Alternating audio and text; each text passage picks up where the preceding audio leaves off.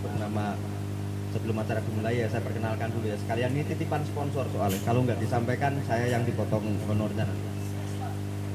Tempat ini bernama Hridya Kopi, literasi kopi, kedai literasi Hridya Kopi. Di sini teman-teman bisa datang untuk sekedar membaca buku, ada juga teman diskusi yang akan setia menemani untuk berbicara di sini setiap harinya. Terus kita juga menyiapkan untuk apabila teman-teman mempunyai acara untuk acara-acara diskusi berkaitan dengan Kebumen, terutama tentang perkembangan literasi di Kebumen, kita siap menampung free tanpa biaya apapun. Silahkan datang, tempat ini terbuka, pintu ini terbuka, anggap saja rumah kedua bagi anak-anak yang suka membaca dalam artian belajar, bukan hanya sekedar membunyikan simbol huruf, tetapi mau belajar soal Kebumen. Tempat ini terbuka bagi anak-anak yang memang terpinggirkan, yang sudah dianaktirikan oleh apa yang dikatakan sebagai perpustakaan atau sumber naskah yang ada di Kebumen. Kita akan belajar bahkan sampai tahap monggo sarang-sarang kita belajar menulis buku apa saja. Nanti banyak teman dari Semarang, dari Bandung yang siap mengakses hasil karya Anda semua.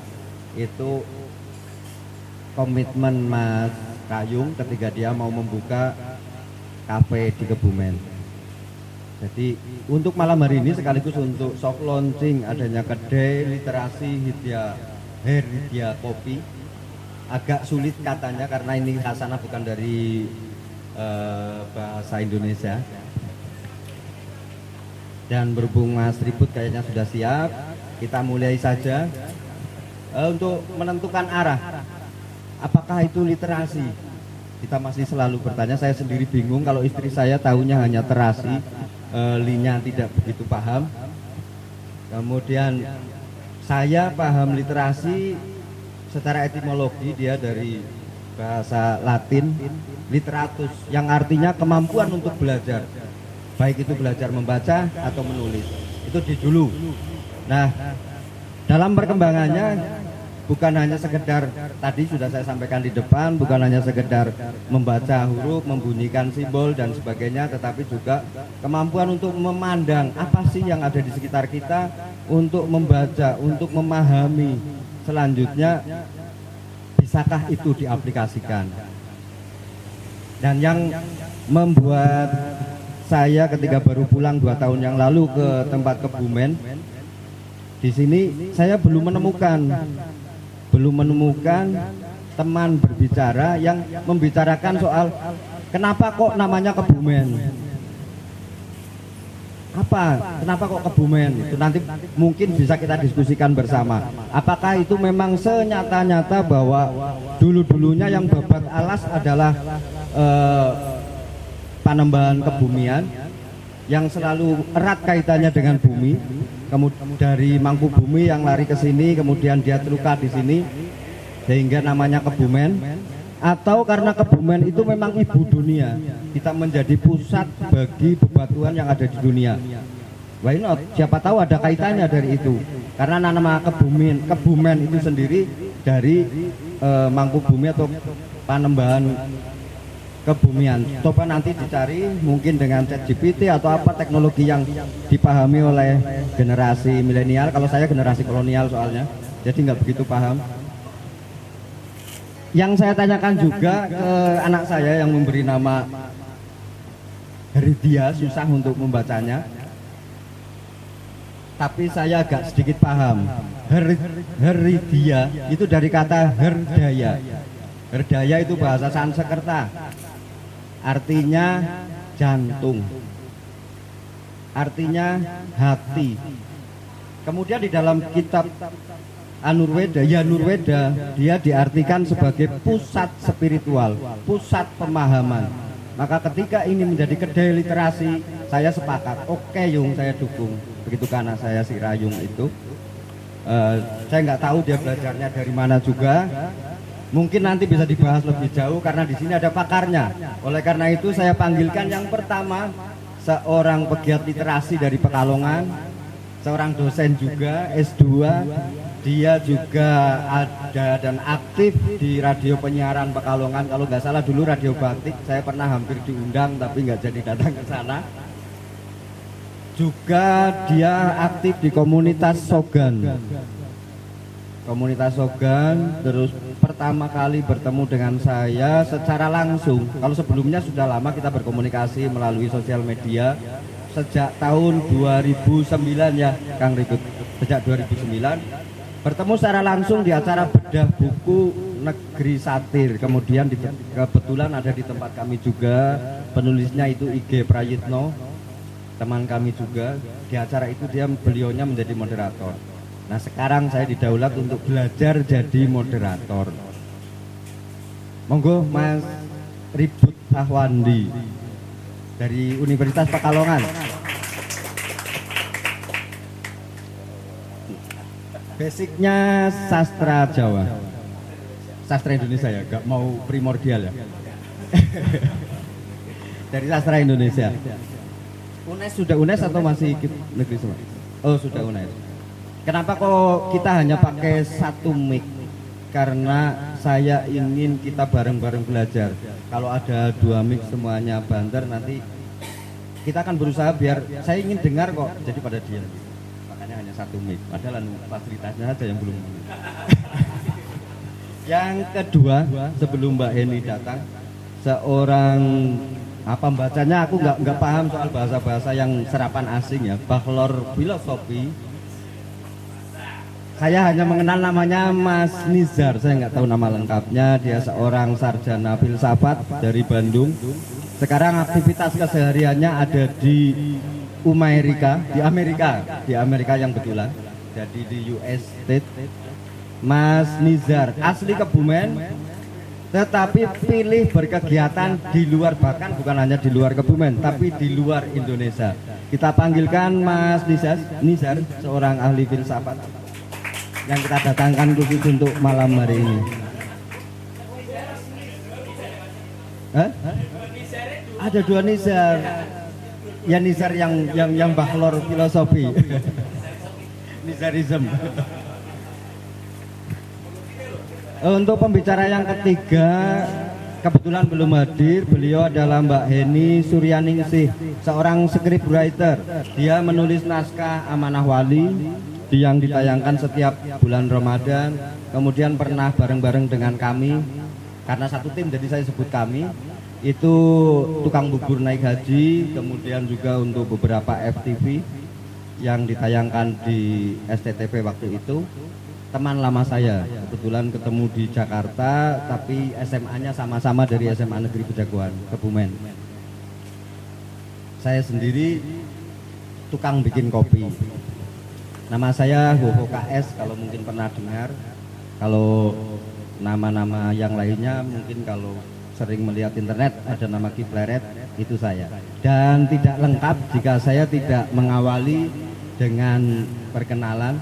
Nanti biar bisa menjadi khasanah literasi, sebaik tembang gambu saja. Kifleret nyelo atur nderek jantur minong kopi sungsung, ngusung wedang pedes panas den manisi.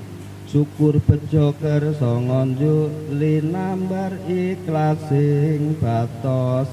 Satu bait saja tembang gambu sebagai pengantar. Dan yang ingin kita pertanyakan pertama nanti, saya akan memandang bagaimana literatur menurut pandangan filsafat dan bagaimana orang luar Kebumen itu memandang Kebumen.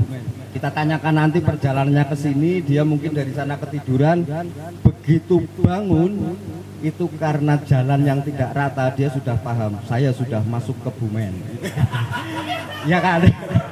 Karena satu-satunya daerah yang mudah dikenali itu Kebumen.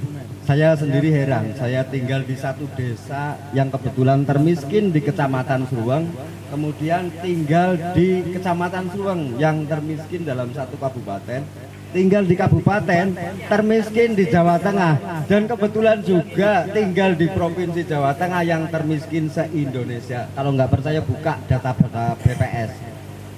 Dari global sekian, sekarang kalau Bank Dunia itu lebih ketat lagi bahwa dari 3 orang, 2 orang itu miskin, Kebumen kayaknya semuanya dari 3 orang, 3-3-nya miskin. Itu Kebumen. Karena mereka tidak menggali, ini untuk pengantar aja ya, nanti untuk bahannya belum mau mungkin menggali semuanya dari apa yang ada di Kebumen. Pesan mbah saya itu yang selalu saya ingat tentang green economy, bahwa kita punya kewajiban hutang terbesar kita itu ke bumi, wujudnya nafas, dan satu-satunya cara untuk membayarnya adalah dengan menanam pohon. Itu Kebumen melanggar petuah mbah saya, Mbah kami tua Kartosentiko, quote-nya saya tulis di sana juga. Karena apa? Terbukti dari pegunungan Serayu yang di sebelah selatan sekarang terjadi penggundulan yang sangat masif.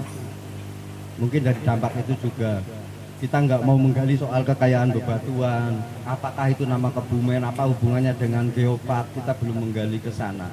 Apabila kita mau menggali, mungkin ranking terkaya dari bawah itu akan bisa lepas dari Kebumen. Itu sekedar pengantar.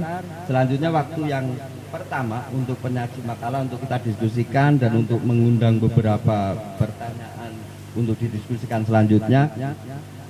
Kita lihat dulu bagaimana sih orang luar memandang Kebumen untuk sesi pertamanya. Bagaimana orang Pekalongan itu melihat Kebumen? Siapa sih Kebumen?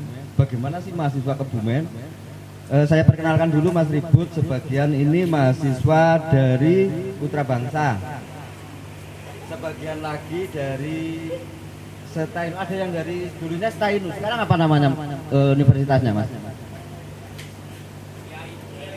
Iainu, ada yang dari Iainu juga, terus dari yang dari Mbak Okta saya kemarin dengar dari Unimugo ya, Universitas Mugo-Mugo yang tadi kita katakan. Unimugo, Universitas Muhammadiyah Gombong. Kemudian satu lagi selain Stainu,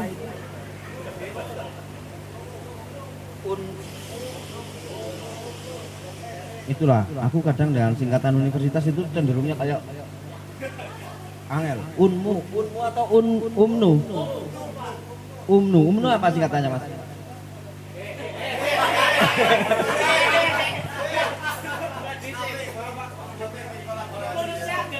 Universitas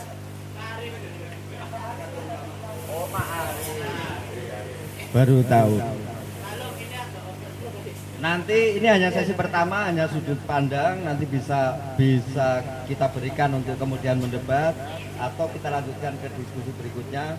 Nah, nanti sesi yang kedua akan dilanjutkan secara tinjauan literasi secara filosofi oleh beliau Bapak Nizar, Mas Nizar, karena belum jadi Bapak ya. Oke, kesempatan yang pertama, Mas Ribut Ahwandi, seorang pegiat literasi dari Pekalongan. Assalamualaikum warahmatullahi wabarakatuh. Selamat malam, selamat berjumpa di sini di apa ini kafe angel banget nyebutnya Herdia. Angel banget. Tapi menarik. Kalau tadi Herdia itu dari bahasa Sanskerta yang artinya adalah jantung, maka bukan tidak mungkin kata heart itu dari Herdia. Iya, karena bahasa Inggris itu banyak mengambil dari bahasa-bahasa dulunya kan Germanik gitu kan. Germanik itu ngambilnya dari bahasa Sanskerta lebih banyak. Angka saja deh, 1, 2, 2 itu dalam bahasa Inggris. Dalam bahasa Jawa, 2 ataupun dwi. 3 dalam bahasa Inggris. Dalam bahasa Sanskerta, 3. 4 catur menjadi 4. Dan lain sebagainya. Jadi kita adalah pewaris bahasa tertua di dunia. Wah, itu harus kita syukuri untuk kita hari ini. Baik, apa ya? Kalau saya disuruh bercerita atau memberikan kesan saya tentang Kebumen, saya kebetulan baru kali ini mampir ke Kebumen. Sebelumnya paling lewat. Jadi Kebumen itu tidak pernah menjadi kota yang harus saya ampiri dulu. Kayaknya orang asik ya mampir ke Kebumen gitu. Gak ngerti, karena mungkin kurang viral secara di media sosial itu kan. Sekarang kan referensi orang itu kan cenderung ke media sosial kan gitu ya. Nah, Kebumen itu boleh dibilang nyaris tak terdengar baik itu di TikTok maupun di media-media sosial lainnya. Apalagi Instagram bagi yang masih muda-muda. Jadi barangkali saya tidak terlalu cukup ngerti tentang Kebumen, tapi saya mau cerita tentang perjalanan saya dari Pekalongan sampai ke sini itu menarik. Jadi kami itu bertiga tadi, kami itu sebenarnya kesasar, kesasar karena masuk ke jalan yang tidak semestinya kami lewati. Kami masuk ke jalan-jalan alternatif yang jalannya sempit, naik turun, masuk hutan, jalannya rusak, terus bolong-bolong dan wes pokoknya aku sampai ngene, iki sing ning Jawa toh. Iki masih di Jawa toh dan masih di Jawa Tengah toh. Kok isik kok ngene iki gitu. Nah, itu kan mengenaskan sekali gitu loh. Nah, begitu masuk ke sini, teman saya yang salah satu di antara kami itu terus nyelatu, iki mulai ning ndi ya. itu lulusan yang menurutku iya ya, Kebumen ki apa ora duwe mall ngono ya. Karena parameter kemajuan sebuah kota itu dilihat dari konsumsinya. Dalam skala nasional kan gitu konsumsinya. Orang dikatakan sejahtera kalau konsumsinya dalam memenuhi standar gitu. Makanya jangan heran kalau misalkan orang meskipun dia itu miskin tapi tidak dapat bantuan, jangan-jangan konsumsinya terlalu banyak. Nah, itu kan yang dilihat kan harta benda miliknya. Nah, itu bukan soal kepemilikan tapi bagaimana dia mampu atau dimampu-mampukan untuk mengonsumsi hal-hal yang dia punya itu tadi, yang dia beli gitu loh. Makanya bantuan-bantuan itu dilihatnya dari situ, diukurnya dari situ. Nah, saya begitu masuk ke Gombong, wah, ini wis ning Kebumen toh iki. Aku heran, masa sih Kebumen ini ngene iki toh? Iki ning Jawa toh iki. Dan saya tidak pernah punya bayangan sebegitunya ya Kebumen itu. Ya nyon sewu ya, sebagai orang yang asing melihat daerah kan pasti akan membandingkan dengan daerah asal. Pekalongan, kalau teman-teman mungkin ada yang pernah ke sana atau belum, Pekalongan itu termasuk kota yang diuntungkan karena dia berada di pesisir. Dia di pesisir utara, menjadi jalur utama yang menghubungkan antara Surabaya dan Jakarta, dan lagi kota-kota yang di samping-sampingnya banyak berdiri atau bercokol yang namanya industri-industri besar. Sehingga kalau teman-teman sempat melihat atau datang ke Pekalongan, kehidupan di masyarakat Pekalongan nggak ada jalan sepi lengang, itu nggak ada. Semua penuh, bahkan pengguna sepeda motor itu luar biasa banyak. Hampir 24 jam kehidupan Pekalongan itu ada. Nah, saya begitu melihat masuk ke sini, ki kok sing nganggo motor kok ya ora pati akeh ngono. Terus mobilisasi masyarakatnya juga nggak terlalu besar gitu. Artinya jangan-jangan masyarakatnya terlalu modern. Terlalu modern karena sudah sanggup mencukupi kebutuhannya di rumah. Nah, di Pekalongan wisata kuliner itu paling rame, kafe semua rame, warung semua rame, nggak ada warung sepi di Pekalongan.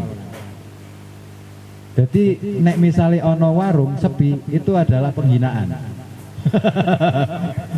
Harus rame.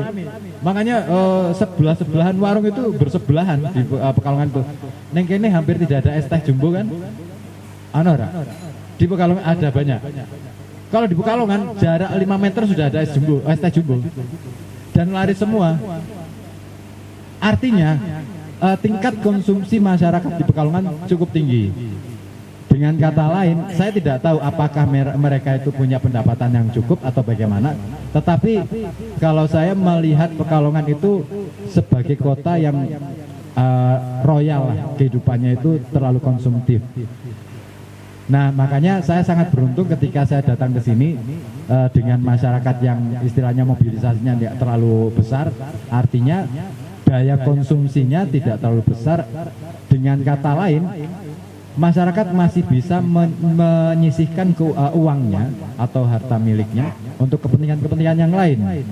Misalkan untuk menyekolahkan anak. Nah, di Pekalongan sekalipun ketoke kotane modern, cara pandangnya belum tentu modern. Di sana kuliah itu adalah kemewahan. Kemewahan artinya gini, hampir rata-rata mereka anak-anak yang sudah katakanlah SMA, rata-rata orang tua mereka memilih untuk tidak menyekolahkan lagi sampai ke perguruan tinggi. Bukan masalah biaya yang mahal, karena berpikir bahwa ngapain sekolah dur-dur kok yo jadi pengangguran gitu. itu cara berpikir orang Pekalongan. Mendingan tak modali, wes tau buka bisnis batik, bikin bengkel batik atau pranggok kalau istilah kami, usaha saja.